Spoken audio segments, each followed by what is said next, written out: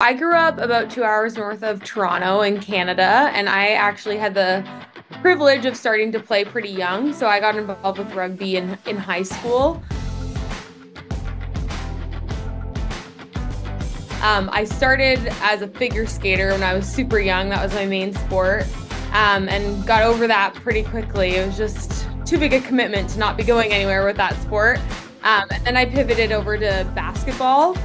And once I stopped growing, I knew I wasn't going anywhere with that sport either. So when I was in grade 9, I gave rugby a try the summer after I'd completed that grade, and kind of was good at it and fell in love with it immediately, and really just ripped the Band-Aid and switched over, and I've been playing ever since. So I was lucky to grow up in a town where it was super popular. Every high school had a team, so it wasn't hard to find rugby, and just kind of stuck with it, and yeah, have never looked back. I moved to Seattle from Toronto in 2019, and rugby's, it's always been a part of my life, but I think on top of that, moving to a new city, it was a priority to find a club and join a club, given it's an automatic 30 friends, which makes making friends as an adult a whole lot easier than what you normally hear about.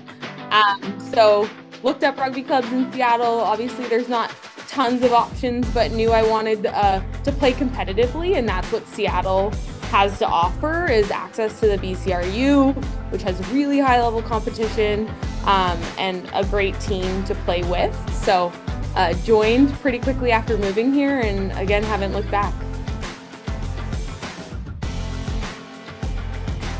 We had to play Orsu to win our seed as the PNW team to move on to our regionals competition, which is this upcoming weekend in Las Vegas. There we will play the winner from the SoCal region. We just have one game, thank God, in the Vegas heat. And so we need to beat San Diego Surfers on Sunday at noon to move on to nationals, which is in Austin 2 weeks after that. And that at that weekend, we would have 2 games if we won the first one, kind of 2 must-win games. So I actually don't know if it's a Friday or Saturday game, but we would have 2 if we won our first semifinal and then moving on to the finals. The matches themselves, we can roster 23 players, and we're able to travel with 28 both weekends, which is especially important on the second weekend, having 2 games close back to back. So in case any injuries come up in the first game and we're able to win and we have a second game, we'll likely need to leverage more than 23. So it's been a great season to have a lot of competition to compete for those 28 spots. We are in a position where, on any given weekend, we have up to 40 players available, which has been great.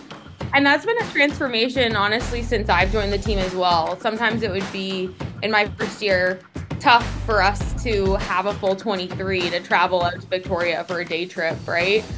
So to have every single weekend more than we need, and people traveling with the team just to support and cheer us on, it's been a huge shift in such a positive way that's enabled us to have really competitive trainings as well, where we can play 15 on 15 and run through, which is awesome. Coming out of COVID, we got a ton of new players last year. And last year was a sort of rebuilding year to just kind of get to know everyone and get everyone integrated into the community that is Seattle Rugby and our team and how we wanted to play. And so we were able to really build on that this year and have everyone, this base of 35 players, and we still got new players this year, but just building up that depth and then having this last year of kind of getting to know each other and playing with each other. I feel like this year we've really started to click as a team, and that's been a huge part of our success. We also had a number of new coaches added to the coaching staff, because obviously coaching for an 8-month season is just an enormous commitment. So I think the extra support that we've had from a coaching perspective has been hugely helpful this season. And like always, kind of participating in the BCRU, I think really challenges the standard that we need to play at. So that has been hugely important as we kind of prep for the USA Div I Nationals path. There's a ton of excitement heading into Vegas this weekend, and people are putting in the extra work to really refine the details at this point. We've got, Type 5 coming early every practice to work on scrum stuff, because that's sort of the phase that we're at now, is everyone's on the same page about general structure, and we're kind of ironing out the fine details, but we're really excited. I think we're optimistic that we're a much better team this year than we were last year, and we lost at regionals last year, but I think we all have a shared sense of sort of confidence, not overconfidence, but confidence that we have a team that can beat the San Diego side that we played last year. And so there's some pressure that comes along with that, but mostly excitement.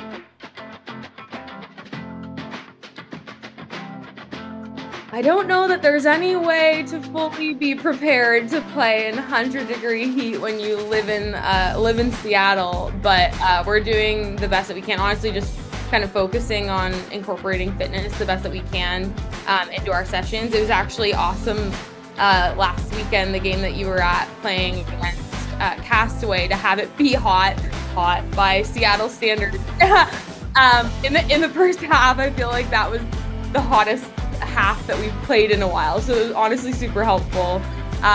Fields are grass, if I remember. We've been playing on both grass and turf this whole season, but thankful to be playing on grass and in Vegas, given how hot turf can be. Playing in the BCRU just affords us a ton of great day trips up to Vancouver and Victoria, so we've had a lot of great nights. We try and stay over once or twice a year when we do those trips to just have some fun and make the most of a weekend up to Victoria. But one thing I was thinking about was probably the most memorable was our trip to Vegas last year. Memorable in kind of a funny way. We were booked to go to Vegas on Friday night for a Saturday 2 p.m. game, and there was half the team was on one flight, half the team was on another flight around like 6:30 and 8, let's say. And the 6:30 p.m. flight got canceled. And since we were part of a group booking, we had to go on a special path for customer service. And essentially all the flights to Vegas filled up immediately within a 10-hour window. And so there was no way for us to rebook half the team on a flight directly to Vegas and make it to the game on time. And so we're mad scrambling. Marty, bless her soul, is on point for this whole situation.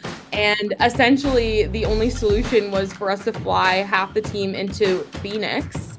And they landed at 1 a.m. and had to drive to Las Vegas. And then we have to get on the field and play a game later that day. So it was just a crazy series of unfortunate events that is hilarious in retrospect. But half of our team arrived at the hotel in Las Vegas at 6 a.m. that morning. We were able to get our game pushed back by an hour, 2 hours, so they could at least have, a couple hours of sleep before they had to start getting ready for the game. But it was a wild, wild time. There was more details like that when they arrived in Phoenix, and the first van they roll up is one of those seats is broken. The next one they end up with finally has no gas in it. They drive to the first gas station. All the pumps are broken.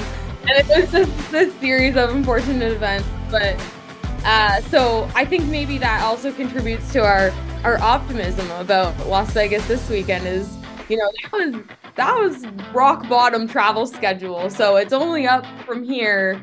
We can get the whole team into Las Vegas at least 24 hours in advance, or at least, honestly, 12 hours in advance is going to be a step forward. I think the community of inclusivity that we have built in Seattle is really special. I think it's a interesting place where we're super open to all levels of rugby, but you're going to get that entire range and play with people that are current Eagles. If you think about Nikki Kenyon, or there's a bunch of kind of former internationals on our team as well. But at the same time, you have people that are literally picking up a rugby ball for the first time, or joined in college last year, just graduated. So I think that's super cool.